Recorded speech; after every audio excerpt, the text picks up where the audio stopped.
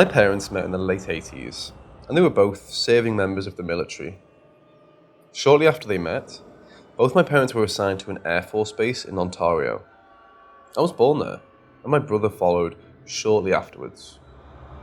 Roughly a year after my brother was born, we were transferred to the province of Quebec. We were located in a highly francophone region, where my father had been posted to an army base. My parents decided to buy a house in a neighbouring town. It wasn't a luxury home, but I enjoyed my time there as a kid.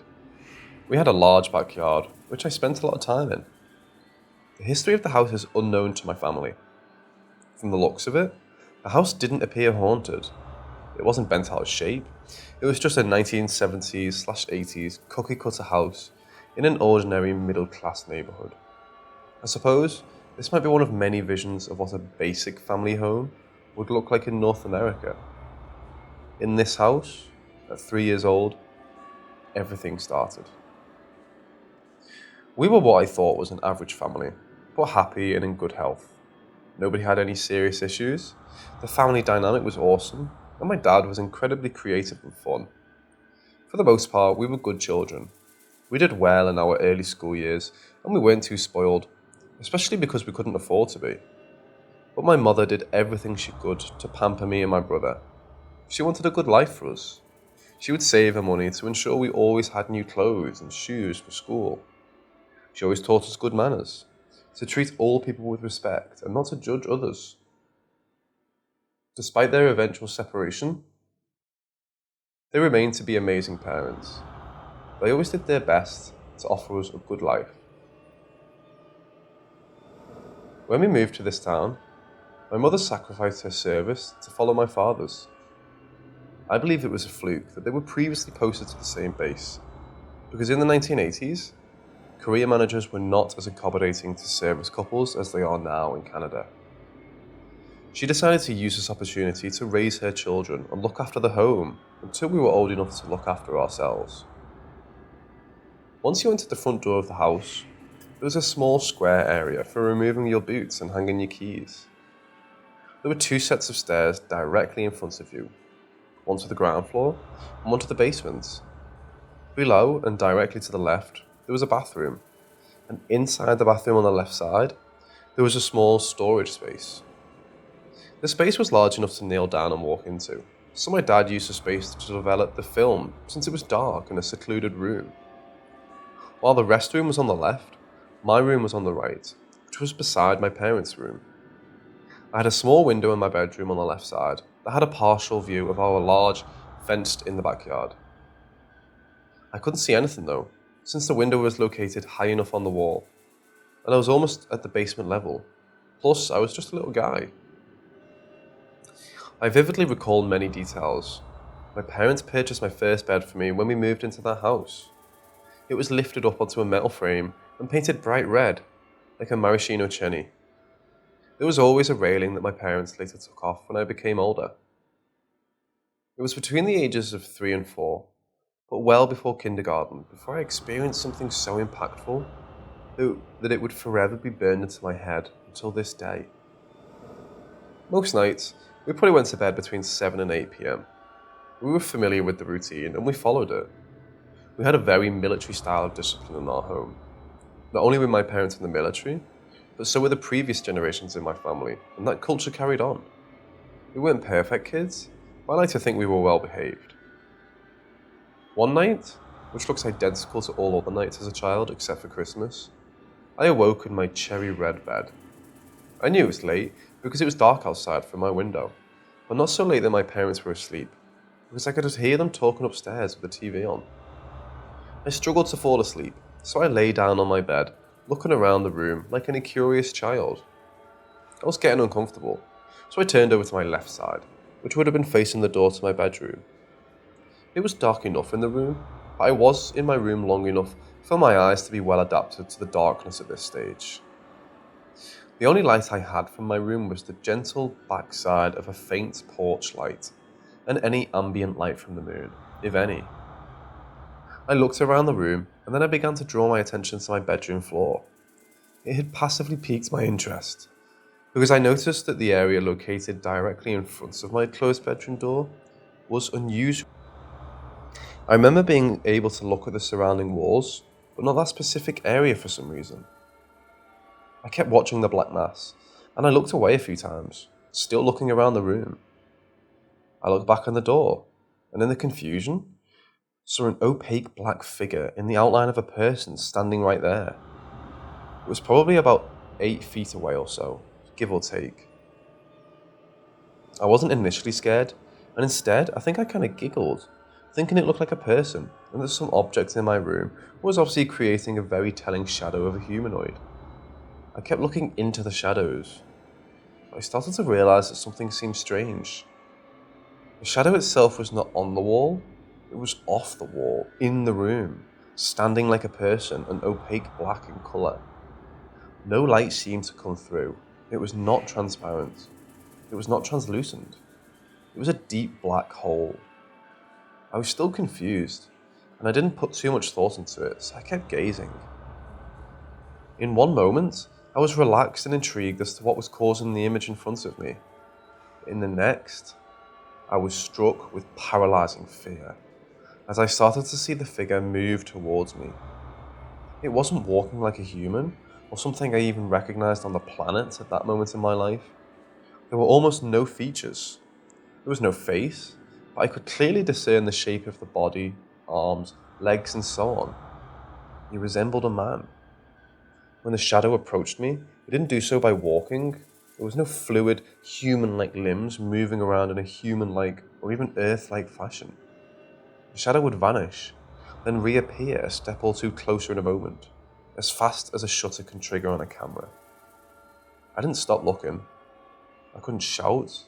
I trembled, I cried, and I had my blanket set against my eyes. But I kept watching, as if it was a film. It continued to move itself towards me, disappearing, reappearing, disappearing, reappearing, until he stood right over me in my nightstand. I was petrified by that moment. With the speed, I threw the blankets over my head, and I buried my face as deeply into the pillows and blankets as I could without suffocating. It never left. My eyes were closed, but it made no difference. 3 of these shadows were penetrating their way into my mind, even though my eyes were sealed shut. These shadows were morphing vividly into horrifying faces, shapes, and grotesque images, all with the purpose of causing overwhelming fear. I could see them in my head. They were as clear as day. It was almost like they were telling me, "You can't hide from us." I felt them, taking great pleasure in my fear. It was very dark and sinister, and I couldn't get these figures to leave. I felt trapped, like a deer being surrounded by wolves. I could no longer bear it, as I knew I had no place to hide. Somehow, I had the courage to dash out of my room and scream for my parents. I remember running up the stairs to the living room, tripping on the way as I shouted, "Mommy, Daddy, I have a man in my bedroom." I was emotionally distraught, weeping, trembling, and hyperventilating. My mother did what I think most moms would do, and tried to reassure their kid it was just a dream, and go back to sleep. I insisted on the fact that there was a man in my room. My parents took me back to bed, turned on the light, and said a prayer while leaving a holy crucifix underneath my pillow.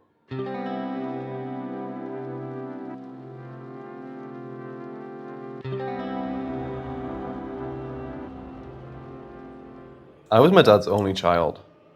Being a daughter, you'd assume a father would be protective.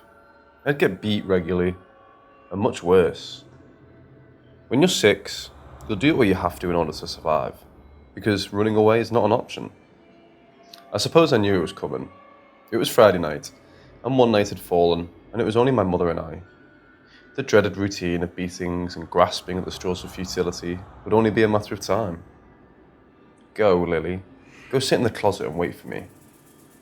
My mother was a Cuban immigrant, with nothing but courage flowing through her veins. Still, I never understood at the time what restraining order was, nor why it could be so easily broken. When the rumbling engine rang out and potent exhaust fumes began to flow through the vents, I could only recoil, because evasion was my only defense.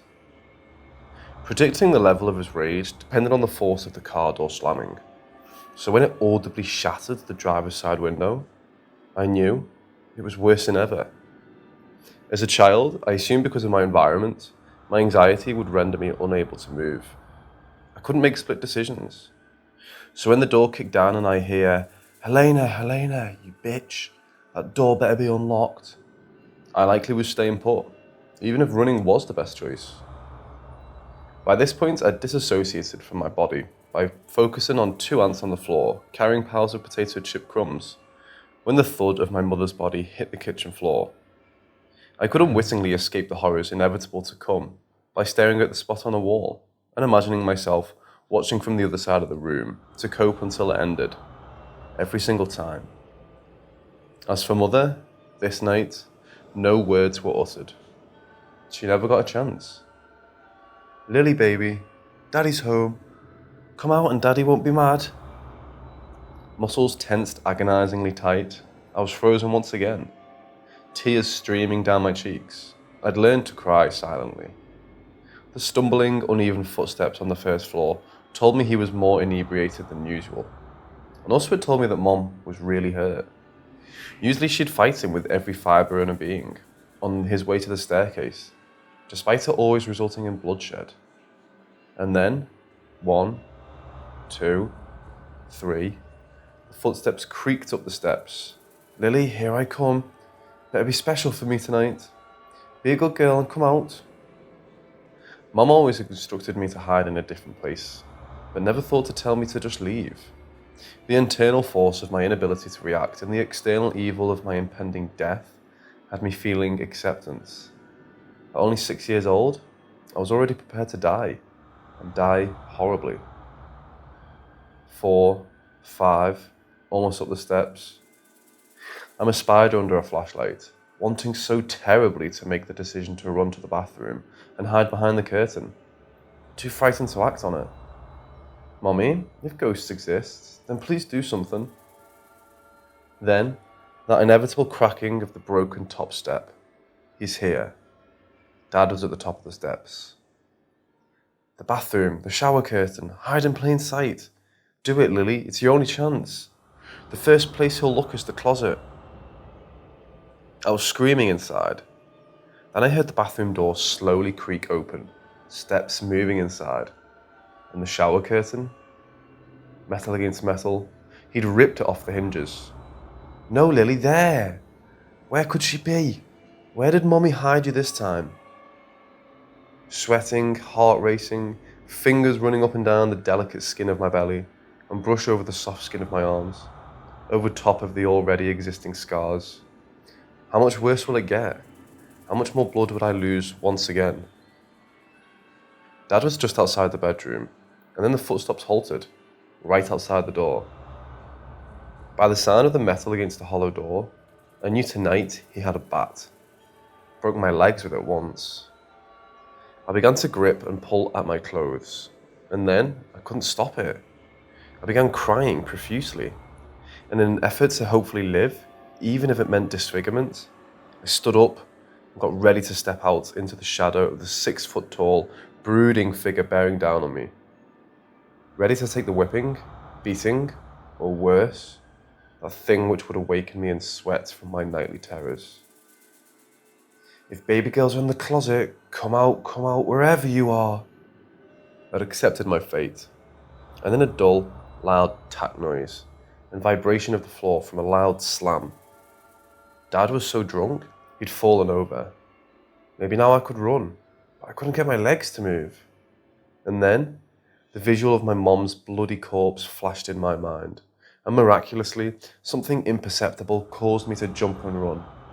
I pushed out of the closet and ran to the door, prepared to jump over Dad's hopefully unconscious body and leave out the back door. And as I approached the door, I was stopped in my tracks. Standing in the hallway was my mother, unharmed and untouched, and at her feet, Dad's lifeless body with an axe in its back. I gazed up at my mother with watery eyes in wonder and astonishment, and when her eyes met mine, she said the sweetest thing to ever fall upon my ears. "Mama found a good hiding spot, baby. Daddy's never gonna hurt you again."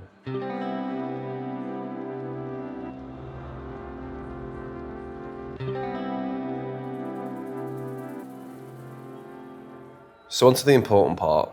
My house. My house is old. Around 90 to 100 years old. It's the oldest remaining building in my rural area, besides the general store, which isn't operational. I couldn't give you a complete background for this house and its owner's history, as I don't know it. What I can tell you is that this was my grandparents' home before it was passed to me, and both of my grandparents died here. Mama passed in the guest bedroom, the bedroom at the time, and Papa passed in the living room. The hospice bed would only fit in this room. I know that makes for strange circumstances, but they were both natural deaths. I quote because they were both rather nasty natural deaths, one from cancer and the other from pneumonia.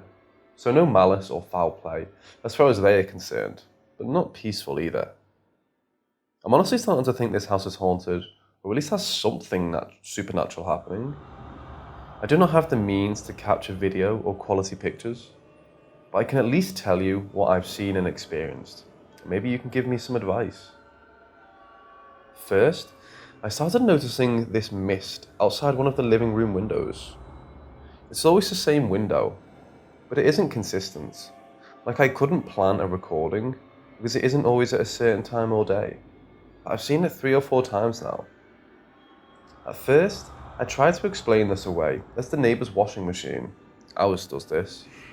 But their washer's on the wrong side of the house. There's no way the mist could carry that far, and there's a 6-foot fence between their house and the area where the mist appears. It can't be our wash, because again, wrong side of the house and too far away. So I thought, maybe it could be smoke from the neighbour's wood stove drifting since the smoke funnel is close enough. But when I checked, there was no smoke coming out. The way the mist moves is odd too. It's low to the ground, only about 4 foot high in total, so it's very easy to miss. But it doesn't move like a wash mist or smoke. It almost looks like a cloud being pulled on a string. It moves as one mass, very quickly. Second, I have 2 doors that go into my bathroom. One in the walk-in closet of my bedroom, and one that leads in from the washroom, mudroom entryway, right next to the front door on the adjacent wall. I can open one of the doors, and the other will open. Doesn't matter which, the opposite one will open.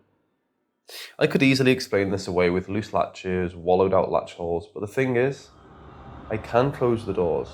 Not locked, just pulled closed. And I cannot push them open once closed. There's no handle turning, no rustle noises, just opening silently. If I lock them, they don't open. But I can sometimes hear a thump on each of the doors. Almost like someone trying to open a door, realizing it's locked, then trying the other. Third, I can hear footsteps, and so can my husband. I can hear them in the bedroom and the attic. Usually, and most commonly, I will hear them in the attic. I can be sitting in the living room and hear what sounds like footsteps just above me, right about where my chandelier sits. It feels like I'm being watched, and it's super creepy. One day my husband and I both heard what sounded like 3 or 4 heavy footsteps, like how a workbook sounds, just above us.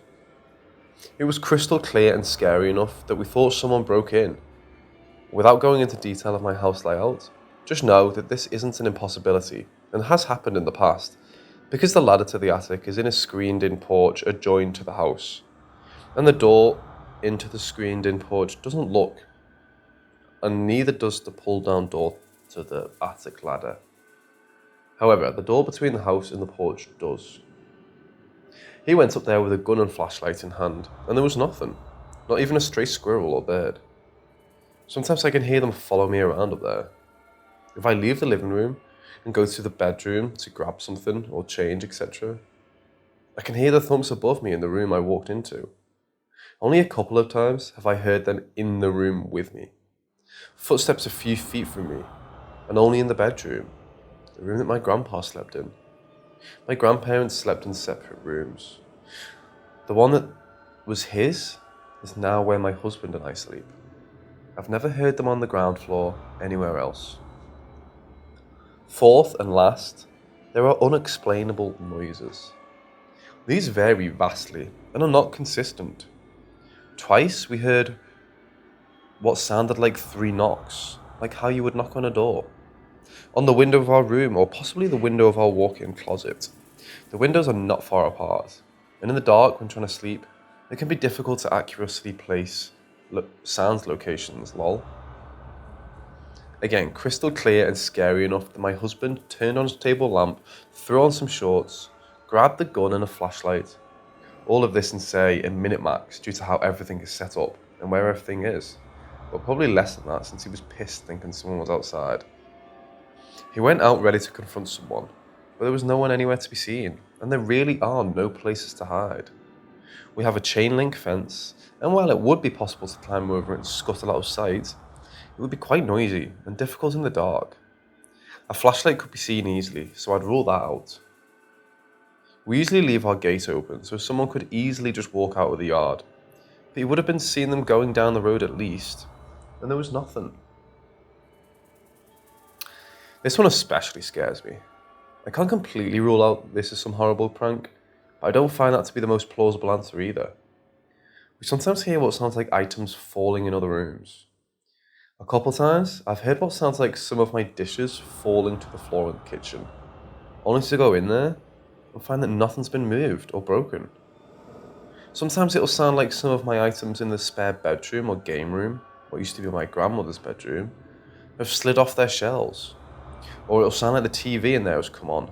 It makes a startup noise similar to an old Windows boot-up noise, only to find that it's still off. Lots of little things like that happen almost daily. The last weird noise was one that hasn't happened in a while.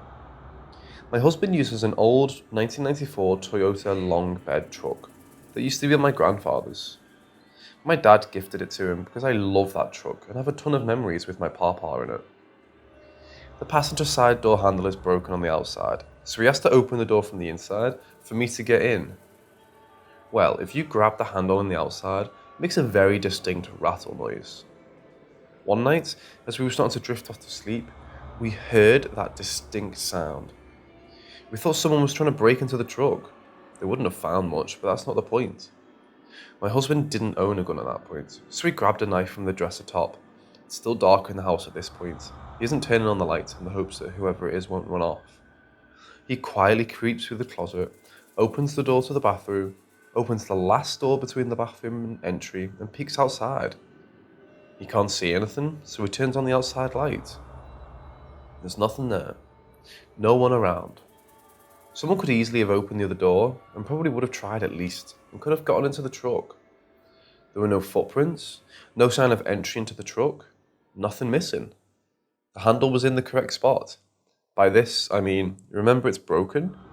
If you lift up on it, sometimes it can stuck in an open position. It was just really strange. We know what we heard. It's a very distinct sound, and I've never heard anything that comes close to it.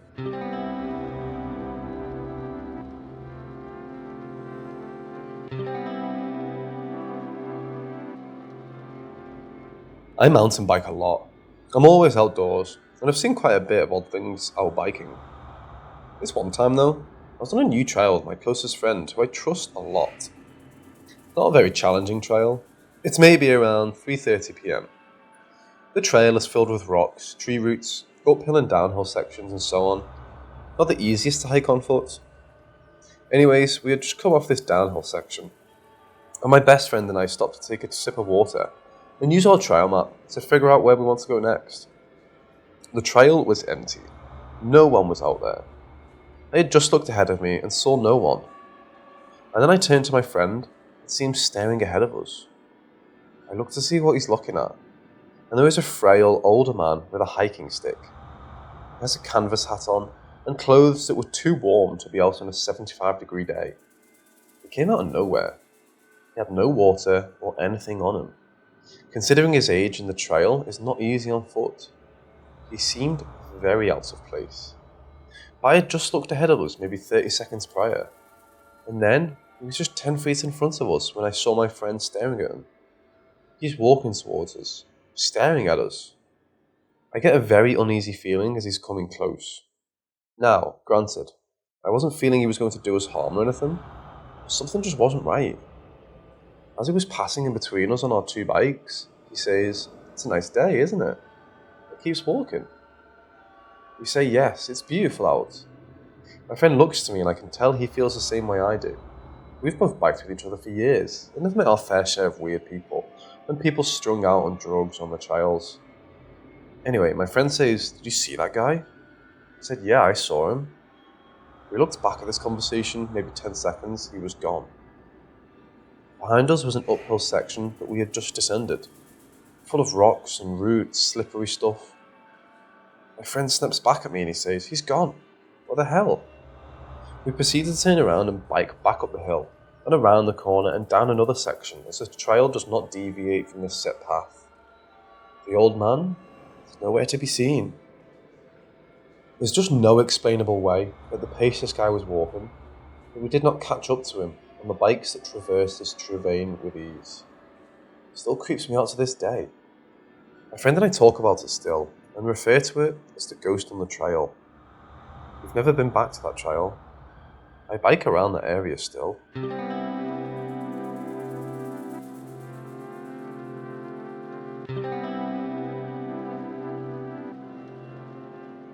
For some background, I live in an old 2-story house in the middle of a small town with my mom and her parents, and I've always joked with my mom that it's haunted because of how eerie it looks at night. Multiple rooms in the basement, most of which we haven't been in yet, etc. Note, I'm still a little freaked out by what happened. I'm sorry if I repeat certain words or phrases too much. So, anyways, I was just about to take my meds for the night, so I walked into the bathroom to fill up a bottle of water. My bedroom is one of 3 upstairs. Mine is parallel to the other 2, and the bathroom is at the end of the hallway. The only light was the one coming from the bathroom, which we always keep on. The rest of the hall was pitch dark. So I walk in, fill up my water, and decide to wash my hands. All of a sudden, out of the corner of my eye, I see someone walk into the room. I flinch, because I didn't hear them come in, but I figured it was my mom or grandmother. Considering they don't have a great sense of privacy, I assumed they came in for whatever weird reason. But as I took another look in the doorway, a weird shaped figure about half the size of me, covered in what looked like a bedsheet, I know, cliche, right? Holding something in its hand, almost like a post-it note or a letter. I only saw it for about half a second, and then it faded away like smoke. I froze in place for a second, my hands still drenched in soap and water, and then bolted for my mom's room, not taking any consideration for how loud or disruptive I might seem.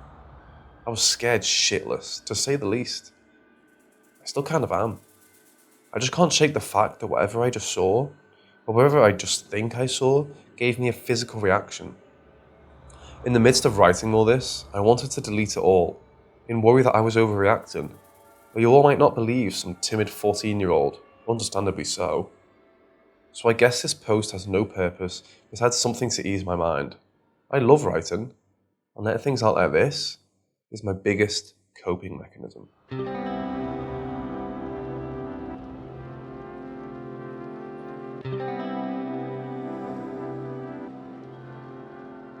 So, I don't have quite a linear memory of when exactly the majority of everything happened, because most of everything happened to me before I was 14 or 15 years old.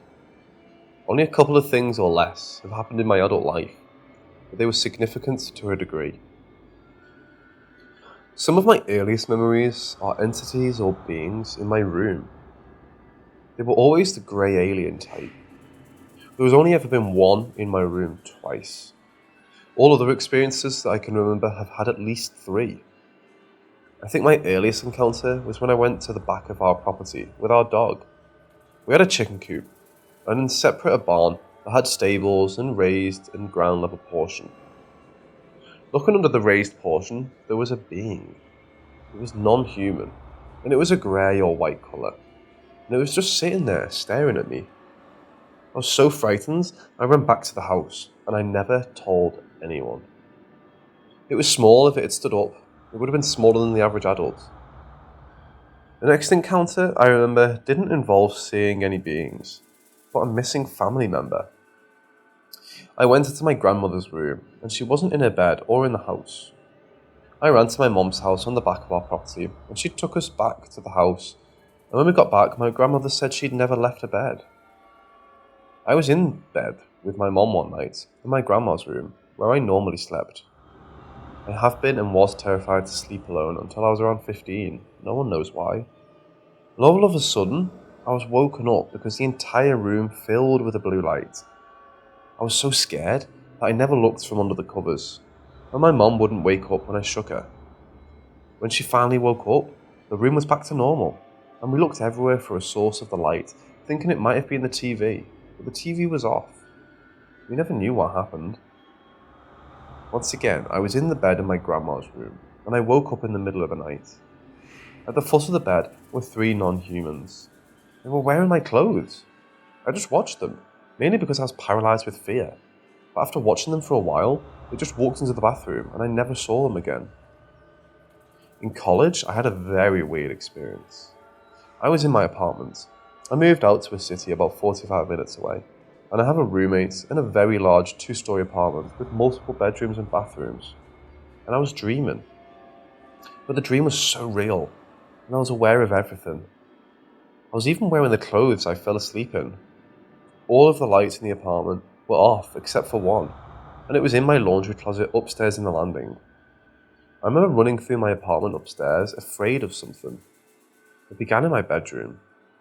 I ran into my bathroom because something was after me. I ended up running out of my bathroom and bedroom to the stairs, and as soon as I started to run down the stairs, something grabbed me. It was a non-human. As soon as it grabbed my arm, I was not afraid anymore. He or she was a yellowish cream colour, the same body type as the others I'd seen throughout my life. But this time, it was a different colour and it was in a dream, not when I had actually been woken up in the middle of the night. I was, and am still, shaken up by it. The only thing I remember being said by the non-human was when it grabbed my arm, and it was a feeling. It was discomfort, and I was not afraid. I remember being taken to a place with other people, and everyone was being shown a video of our history. Everything after that is just gone, and I don't have a memory of it. No one ever spoke words. It was never verbal communication. I don't know how to explain it. I just knew things. I've only ever perceived a being physically once. I don't know if that makes sense either. I was in my house in college. This is one of the only times, other than my dream, that there was one being. The being was at the foot of my bed. A grey type again. It has a light. It was very small. Imagine if there was 1 pixel or something small that was extremely bright. It's like it entranced me. I remember feeling heavy, like I couldn't move. But I fought it, and I made it to being able to feel the being, and it felt like a smooth rubber. I don't know how to describe it.